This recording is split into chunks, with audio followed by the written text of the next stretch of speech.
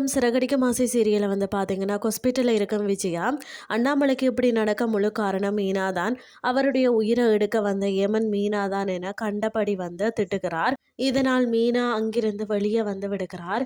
இன்னொரு பக்கம் ரோஹிணியை பார்க்க சென்ற சிந்தாமணி அண்ணாமலைக்கு ஆக்சிடென்ட் ஆன விஷயத்தையும் அதை தான் ஆள் வைத்து செய்ததாகவும் சொல்கிறார். மேலும் இப்படி செய்தால்தான் மீனா வீட்டை விட்டு வெளியேறுவார், நீ அந்த வீட்டுக்குள்ள வந்து போகலாம் என்று சொல்கிறார். இதைத் தொடர்ந்து அண்ணாமலை கண் விழித்து பார்த்ததும் விஜயா, முத்து என எல்லாருமே அழுது புலம்புகிறார்கள். ஆனாலும் மனோஜ் இதற்கெல்லாம் காரணம் மீனாதான். அந்த ஜோசியக்காரி சொன்னது நடந்து விட்டது, அதனால் மீனாவை வீட்டை விட்டு வெளியேற்றணும்னு சொல்றார்.